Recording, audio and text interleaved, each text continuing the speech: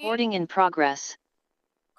Good evening and welcome to the September 10th, 2024 Eugene Planning Commission meeting. I'd like to call this meeting to order. My name is Tiffany Edwards and I'm the chair of the Eugene Planning Commission. And to begin this meeting, I want to call on Commissioner Beeson for the city's land acknowledgement statement. Commissioner Beeson.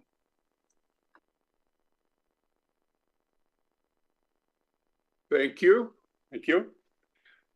Since time immemorial, the Kalapuya people have been the indigenous stewards to our region, building dynamic communities, maintaining balance with wildlife, and enacting sustainable land practices.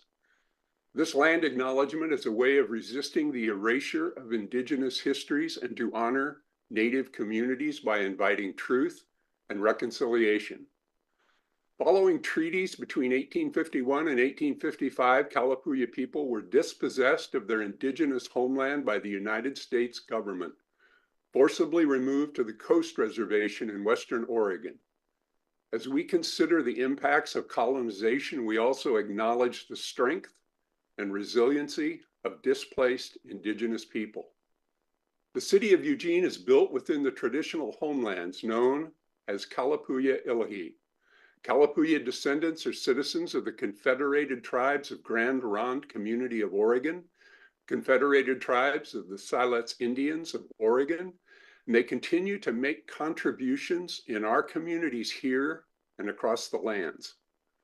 We express our respect for the inherent political sovereignty of all federally recognized tribal nations and indigenous people who live in the state of Oregon and across the nation. Therefore, the Planning Commission recognizes that what we do today will affect the many generations who will come after us. Thank you, Commissioner Beeson, and thanks to everyone joining us in this virtual meeting format. Today, we will receive an overview of the Stormwater Land Use Code amendments in advance of the September 24th public hearing. Anyone wishing to join the meeting online can do so by following the instructions listed on the agenda for this meeting. Planning Commission meetings can also be viewed by watching the live stream available on our website or the broadcast on Comcast Channel 21. So we are going to just get right to it. And our first agenda item, I'm going to turn over to Jeff Gepper to begin a staff presentation. Thank you, Chair Edwards, and good evening, Planning Commissioners. I'm Jeff Gepper, Senior Planner on the Planning Division, and I'm actually not presenting to you tonight like usual. I'm actually the moderator for this evening, and will be available for questions following the presentation. Before I hand it over to Doug Singer, who will be presenting to us today, I just want to remind everybody that we have a public hearing scheduled for September 24th on this topic, as well as potential action on that same night. So tonight is more of just a work session. It's kind of like a study opportunity to learn about the code amendments before we hit that public hearing. So tonight is not the time for deliberations. It's more about questions, getting clarity, and any questions that we're unable to answer tonight, we'll make sure to bring you those more information for the public hearing. So with that, I will hand it over to Doug to give our presentation. Well, hi, everybody. As I assume everybody can hear me. Can everybody see my screen? Is that working? Okay, great. I can't tell if it's working or not, but if you can see it, then we're good. So as Jeff said, I'm Doug Singer. I work for the City of Eugene Public Works Engineering. Before I get started, I would like to recognize Therese Walsh, Jeff Gepper, and Emily Jerome for their work on this code amendment. A lot of things we do here at the City of Eugene are a team effort, and this is one of them. Today, I'm going to give you a background on stormwater development standards. I'm going to talk about why we're proposing these amendments. I'm going to talk about what low impact development is and means. I'm going to talk about the stormwater development standards themselves and our proposed amendments. And then I'm going to tell you what stormwater development standards are not. The City of Eugene stormwater development standards regulate the location, design, construction, and maintenance of stormwater facilities for the development of new and replaced impervious surfaces.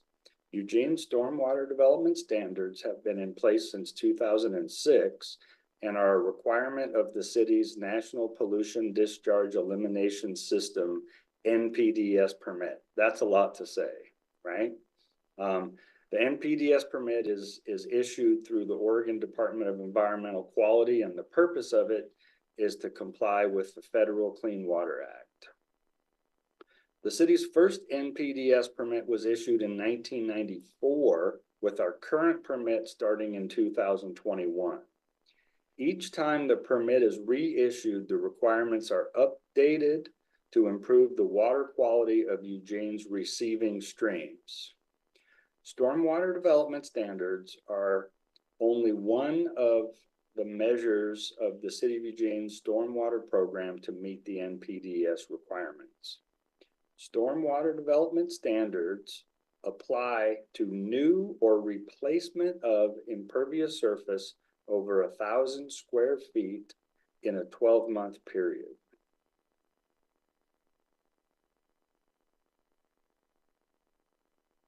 In 2021, the City of Eugene received an updated NPDES stormwater permit.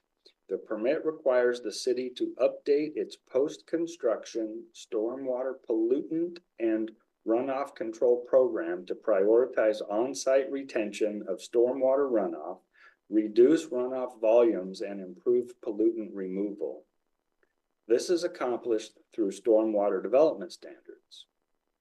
The proposed amendments are designed to clearly align Eugene's stormwater development standards with current federal and state clean water requirements to prioritize, emphasize, and promote low-impact development and green infrastructure approaches to managing stormwater.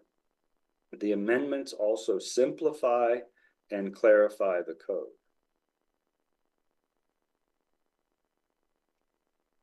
Low impact development is intended to reduce the impact of hydrological changes due to construction of impervious surfaces. Impervious surfaces include buildings, streets, driveways, sidewalks, parking lots, etc. When impervious surfaces are constructed, the rainwater runs off more quickly than the natural condition, and the runoff carries pollutants from the urban environment. Green infrastructure are constructed features designed to infiltrate and filtrate stormwater runoff, typically through plants and soil, to mimic the natural hydraulic condition and remove urban pollutants. Green infrastructure consists of ponds, planters, rain gardens, swales, sand filters, green roofs, and vegetated filter strips. This picture is an example of a stormwater planter on a local residential street. The rainwater runs off the street, infiltrates and filtrates through the plants and soil, and the planter has an overflow inlet, so larger rain events overflow into a piped system and out to the Willamette River.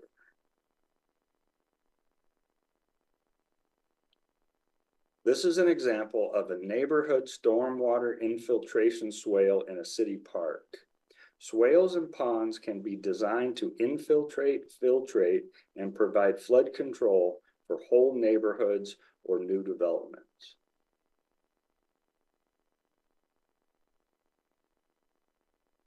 This is an example of a curbside swale.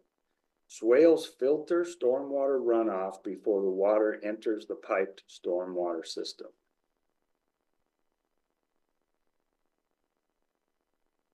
The Stormwater Management Manual is an important component in the implementation of the Stormwater Development Standards. The manual provides stormwater management principles and techniques that mimic the natural hydraulic cycle and achieve the water quality goals of the NPDES permit. The manual provides design guidance for stormwater systems, including green infrastructure.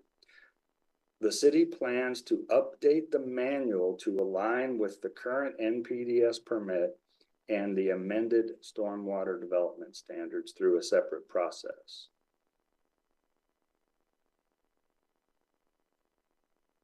There are three main code sections to the City of Eugene stormwater development standards. There's stormwater flood control, stormwater quality, and stormwater flow control in the headwaters.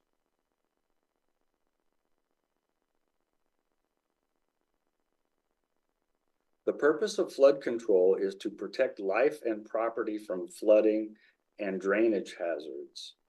Flood control is typically achieved through the construction of infrastructure designed to handle flows from larger rain events called flood control design storms. Flood control infrastructure includes traditional pipe systems and green infrastructure.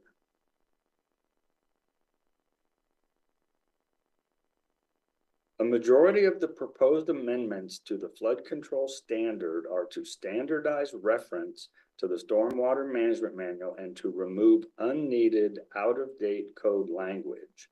The amendment is also intended to simplify and clarify the code. The current code requires that flood control design calculations be performed using only the rational method. The rational method is only one of several acceptable engineering methods for calculating flows. The proposed amendment removes this restriction, which will allow other accepted calculation methods to be used. The rational method would still be allowed. The current code has an informational reference to federal and state requirements for underground injection control systems, or UICs. This reference is not needed as part of code, therefore the proposed amendment removes this language. Having unneeded language makes the code confusing. This does not change the ability to use underground injection control systems per the Stormwater Management.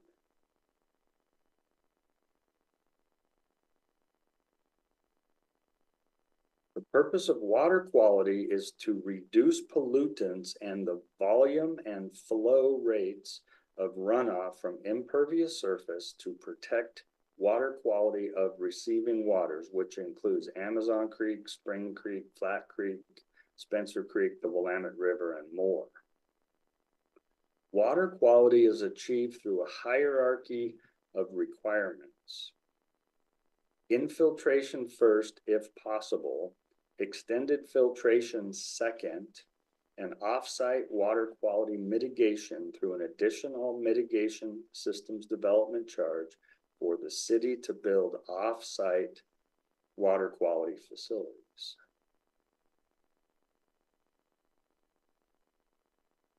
The water quality section has been rewritten to simplify and clarify language. The water quality section has the most substantial changes as the NPDES permit focuses on water quality improvement. The proposed amendments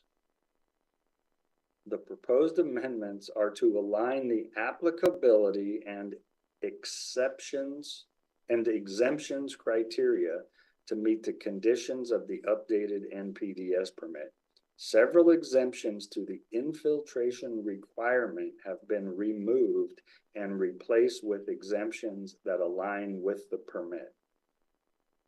The current code has exemptions that are not consistent with the NPDES permit. An example is the current code has exemptions for land use applications submitted before March 14th, 2014.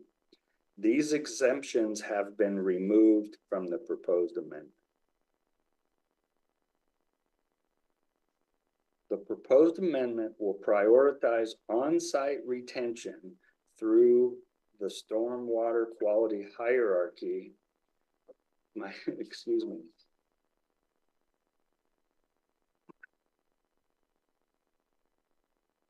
The proposed amendment, what was I at? The proposed amendment will prioritize on-site retention through the stormwater quality hierarchy order of infiltrate first, where technically feasible, extended filtration second, and offsite stormwater quality through SDC mitigation third. Infeasibility exemptions for the infiltration requirement include low infiltration rates, shallow bedrock, high groundwater, and other soil instabilities such as steep slopes. The city has identified these exemptions in code. The proposed amendment sets the exemption for low infiltration rate less than 0.6 inches per hour. This means if a proposed development is in an area where soil has less than 0.6 inches per hour of infiltration rate, the project is exempt from the requirement to infiltrate the water quality design storm. The current code exemption is set at 2 inches per hour. The recommendation to reduce the exemption from 2 inches to 0.6 inches per hour is based on current industry practices that consider 0.5 or 0.6 to be low infiltration rate, and above that is considered feasible to infiltrate. This proposed change is a recommendation to align with industry practices and is not a requirement of the NPDES permit. The other 3 geologic and hydrologic exemptions are proposed to stay the same as the current code. Bedrock less than 5 feet below the ground, groundwater elevation less than 6 feet below the ground, and ground slopes greater than 10%.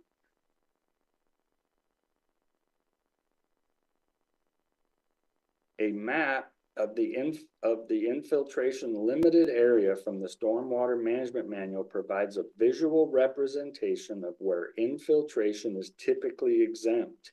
Basically, all the highlighted and hatched areas are considered infiltration limited and therefore exempt from the infiltration requirement.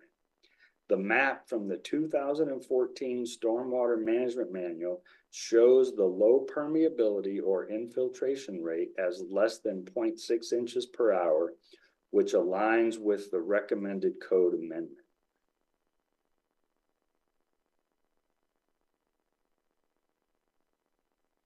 The purpose of flow control in the headwater areas is to protect waterways from erosion, downstream properties and infrastructure in the headwater areas from increased flow rates and volumes of runoff due to increased impervious surfaces.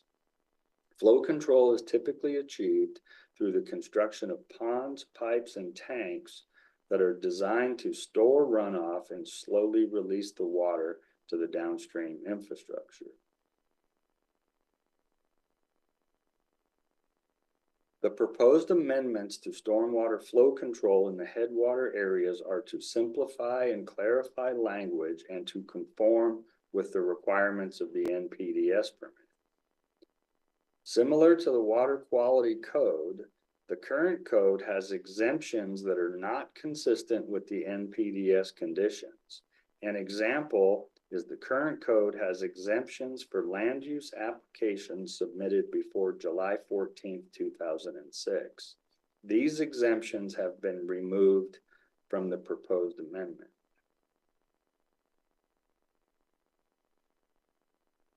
Some people get confused on what stormwater development standards are and what they aren't. So I just want to make it clear that stormwater development standards are not floodplain standards. Floodplain standards are a requirement of FEMA and covered under a different city code.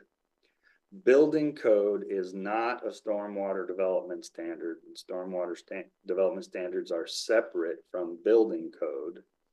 And Goal 5 natural area riparian and wetland protections are not part of stormwater development standards.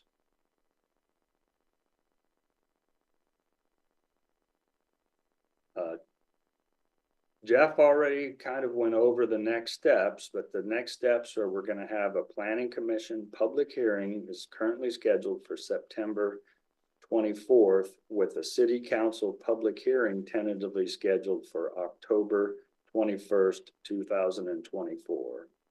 The goal is to adopt the code amendments by December 1st, 2024. More information can be found on the city's stormwater program website and on planning's website. That concludes my staff presentation. I can now answer questions from the Planning Commission. And I just want to show a picture of the Willamette River. This is the ultimate goal of stormwater development standards, is to have clean streams and rivers. Okay. Thank you so much, Doug. I see Jeff unmuted himself. Jeff, did you want to chime in? Oh, I was just gonna just say, thanks for the opportunity to present. We're here to, like Doug said, we're here to answer questions, to provide the commission with clarifications, answer questions, or be ready to bring any answers for you at the upcoming public hearing. So thank you, Doug, for that great presentation. Thank you, everybody, Yeah. for listening. Should I stop sharing my screen? Sure. That way we can. I have Commissioner Lear has his hand up. And if anybody else wants to ask a question or has anything, just feel free to raise your virtual hand. Yeah, thanks for the presentation, Doug. And I know that most of this is going to be required to comply with our federal permit. So there may not be a whole lot of merit in getting into great detail about it since we don't have much of a choice, I suppose. But I was curious if you could call it. I know you mentioned the exemption related to the infiltration rate. Were there any other changes that you feel like are significant that are more discretionary as opposed to changes that we have to make to comply with our permit?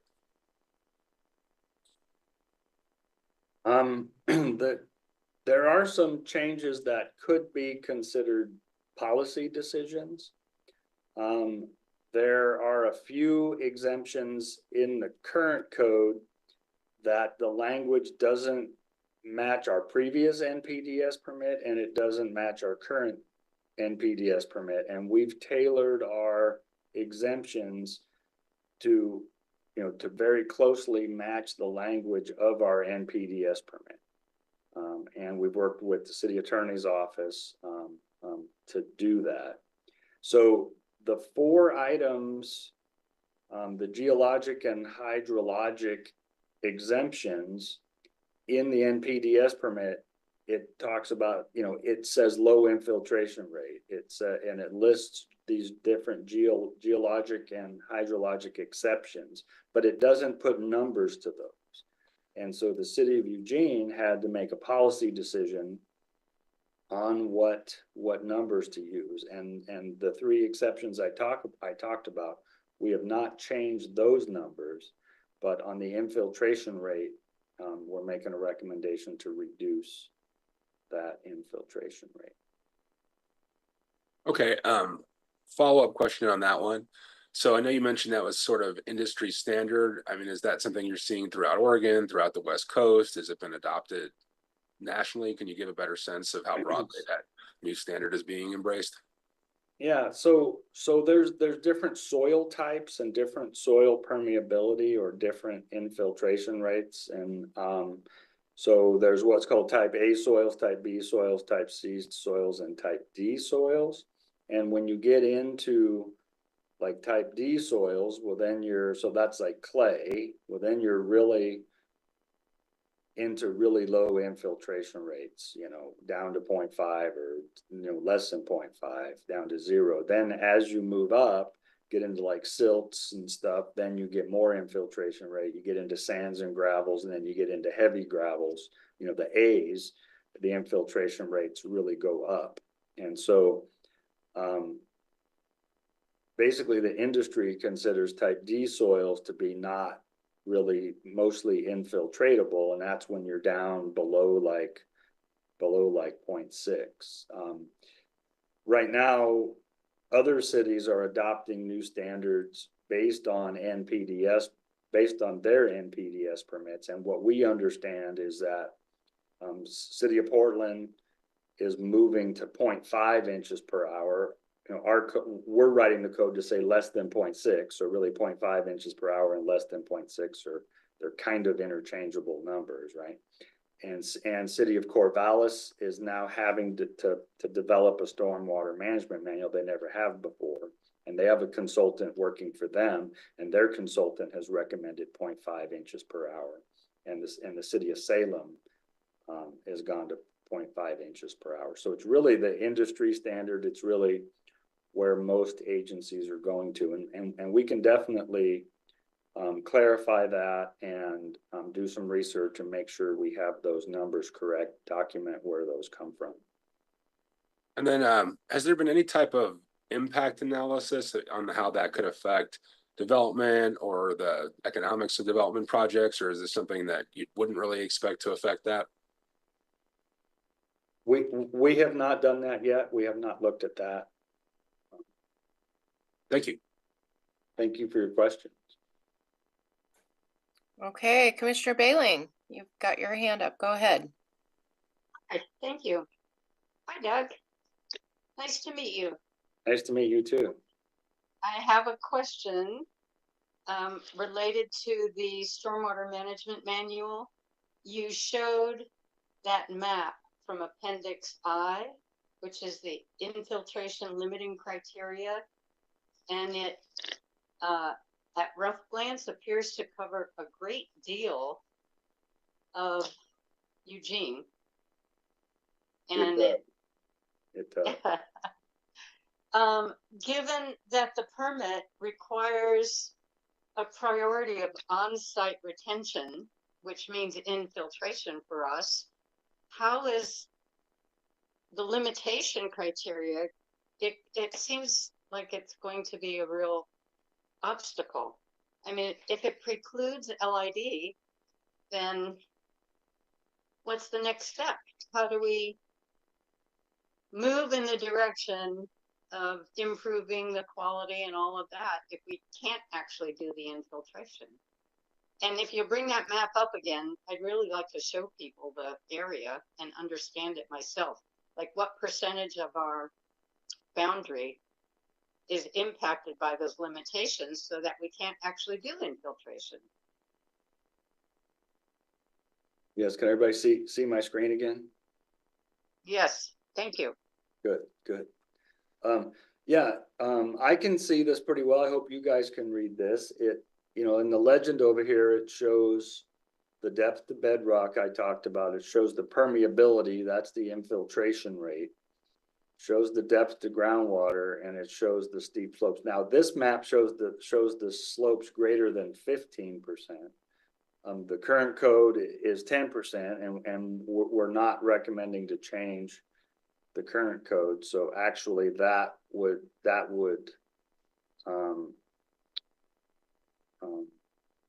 10% slopes would actually cover more area than this yellow covers now. You're right. I mean, this is a majority of, you know, I mean, I don't know if you can see my cursor, but there's a majority of southeast Eugene, a majority of South Eugene, And west, all of west. And parts of West Eugene, because of the depth to groundwater. So that does leave a lot of area exempt to the infiltration requirement. Now, these are not exemptions to what DEQ is now calling extended filtration. And so the hierarchy order is you have to filtrate if you can. And then these areas would be an exemption to that infiltration. If you can't infiltrate, then you need to do extended filtration. Now, extended filtration is still building green infrastructure. Typically, it requires you to still manage and treat your stormwater on site, but then those stormwater facilities would typically be designed with an under drain system so that they can still infiltrate, but they just infiltrate more slowly because we assume there's low infiltration rates, and they have an under drain system in it so that the ground isn't completely getting saturated, so that we're not creating slope stability issues or groundwater issues because of the extended filtration. Yeah. Okay. I'm not sure you could answer this question, maybe the planning department. I wonder if for new development, we are doing anything to encourage water capture and reuse.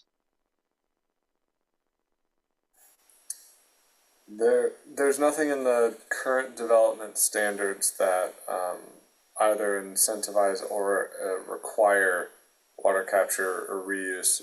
I don't know, Doug, if there's anything within the stormwater standards that encourage that either.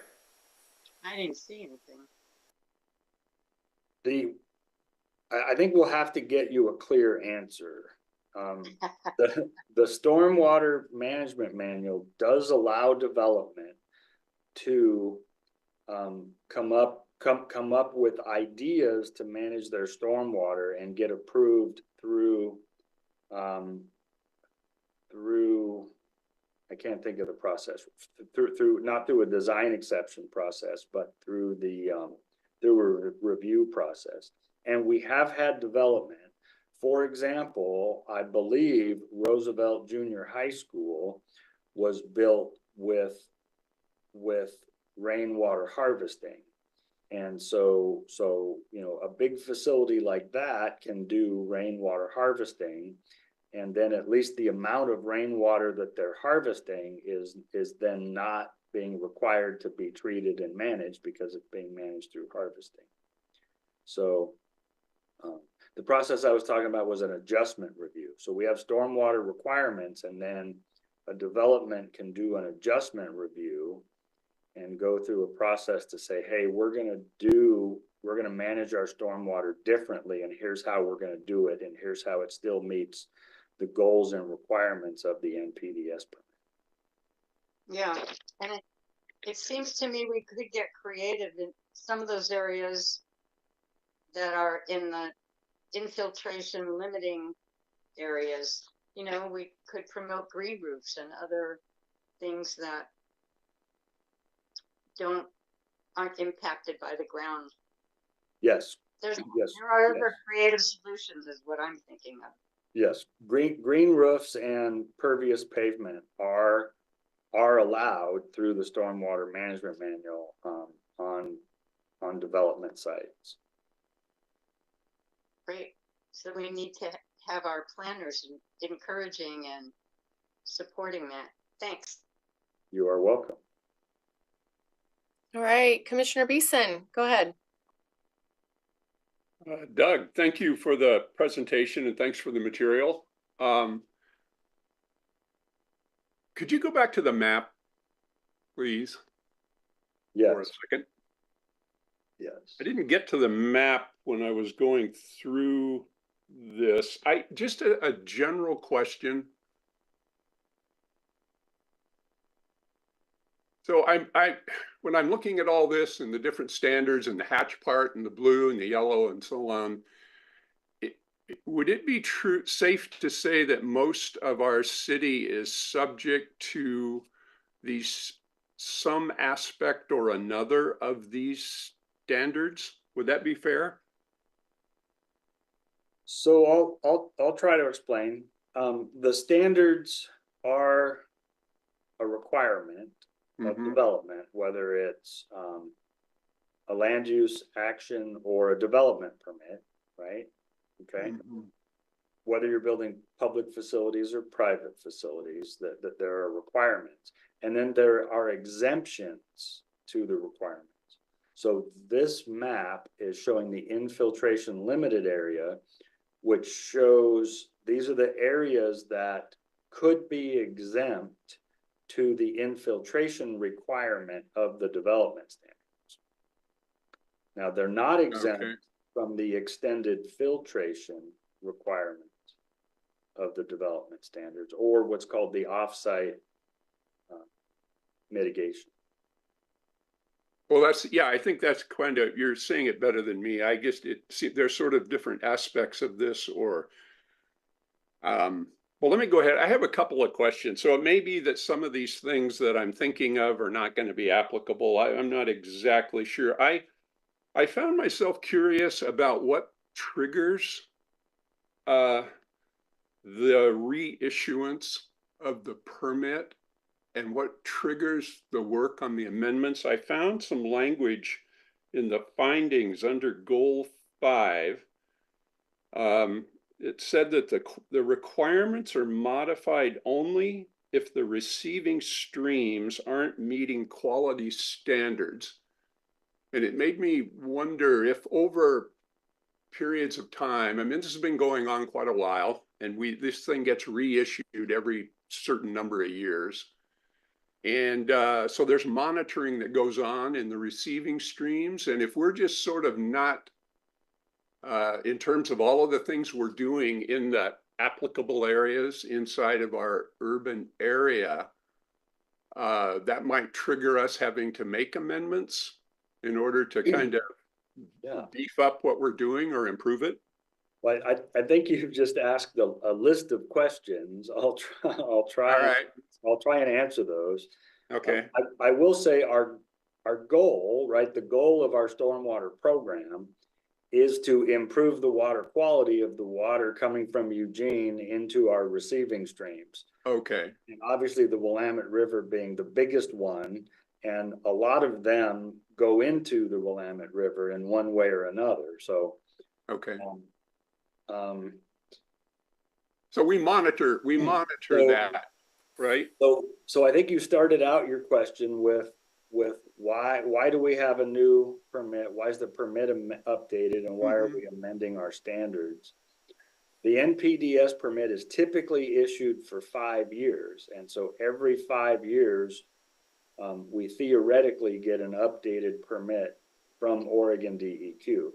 Now, when that's going on, you know, the city works with DEQ, and we analyze our program and try to make our program better so that the receiving waters can be better. As part of that, we do have a pretty robust monitoring program that I can't answer all the questions in, but we do have an annual report, and that annual report is available on our website, and that annual report goes into very, very good detail about our monitoring program and the outcomes of our monitoring program.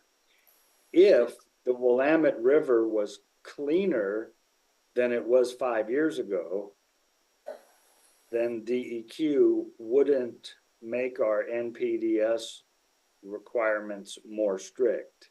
But I think we can all recognize that our urban environments affect our receiving streams, and the quality of the water in the Willamette River is not necessarily getting better every year. Again, I don't want to try to quote exact details, but that information is in our annual report. And if you would like, we can provide more information to the Planning Commission. No, I think that's fine. I was just, was trying to think of it at a kind of globally, I guess, that we've got all these impervious surfaces all over the city, and then we come up with ways to kind of try to take care of the stormwater, ultimately to help take care of our rivers. And okay. I have one other question. So it might be a little bit detailed. I found references all the way through this to greater than or less than 1,000 square feet of impervious surfaces. And I've got a little bit of experience here and there with the idea of concrete pads being poured, where I know that the city doesn't ask for building permits on installation of concrete pads that are around town, some of my experience. And what I thought I was reading in here is that if there are impervious surfaces greater than 1,000 square feet would require meeting these requirements. Is that right? I mean, that's correct. Okay. The city of Eugene, you know, our code is written around 1,000 square feet of impervious surface. And I think that comes straight out of the NPDES permit. Okay. So that's the trigger for stormwater development standards. Some public agencies, I think the city of Portland might have 500 square feet, and that might be based on their NPDES permit. So, right, 1,000 square feet is basically 33 feet by 33 feet. I don't know. Right. So think about it. So, you know, a 2,000 square foot house, right? A 2,000 square foot single story house is obviously 2,000 square feet plus if they have a garage and a driveway and their patio. So, you know, that's kind of a visual, right? 1,000 square foot house is kind of 1,000 square feet. So if you're building something typically that's more than 1,000 square feet, then you trigger the requirements of the stormwater development standards. And the only way the city would know about that is if somebody applied for a building permit. Correct. Okay. Well, let me leave it at that. Okay. One other question. And this one gets to, well, let me leave that one. I'll hold it for now. I think that covers me. Thanks very much. I appreciate the information. You're welcome. You're welcome. I hope I'm doing okay answering the question. Commissioner Isaacson, did you just change your mind? Okay. All right. I don't have any other hands up. Any other questions, guys? We do have a public hearing coming up, so we'd imagine that we'll probably hear from folks that for whom this will impact. So I think I'm kind of looking forward to hearing how this this change kind of impacts folks in the real world. Jeff, go for it. Yeah, just on the topic of public hearing and public comment, I just wanted to let everyone know, notice went out for this a little while ago. To date, we haven't received any testimony, but if we do, we'll be sure to batch that and provide that to the Planning Commission in advance of the public hearing, and continue to do so until that public hearing is held. So just wanted to note that we haven't received anything yet. You would have seen it if we did. So. Okay, great.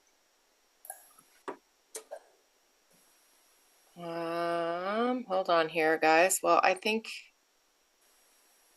I'm pulling up my script. Okay. I'm gonna give you all last opportunity for any additional questions. Obviously, we will be deliberating at the end of the month. So if you have additional questions, you can certainly ask them then. But if not, I'm gonna pass it on to see if there are any other agenda items from staff or from fellow commissioners. Do we have anything from Alyssa? Alyssa, you're muted, but. Now I got it. I can give you a quick rundown of your upcoming meetings. And I have an email ready to go, so you don't need to write these down. Of course, your public hearing on the code amendments and possible action is on the 24th. I think last time I said it was on the 17th, but hopefully you all looked on your calendars and saw for sure it was on the 24th of this month. We're still planning to hold meetings every single Tuesday in October.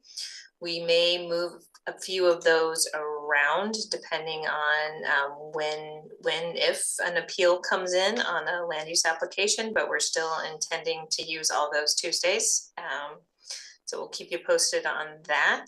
And then in terms of what's coming up at council, tomorrow they will hear a work session on the climate friendly areas, similar to what you heard, but not as long because have less time at council. And then again, there'll be a We have a number of annexations that have been going to them, including some street annexations, and there's been a request for a work session on voluntary annexation that will be at the end of October. And I think those are all that I have right now. And I will send out an email with that information in it. Great, thank you.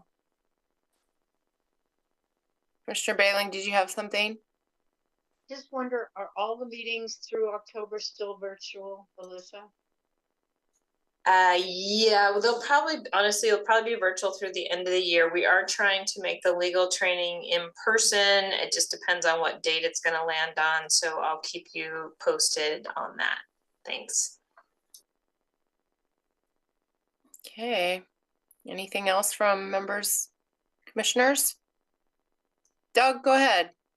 Can I just say thank you, everybody, for your time tonight, and I really appreciate all the good questions. And if you have any more questions, you can get my email address or my phone number through Jeff, and we want to help answer all your questions.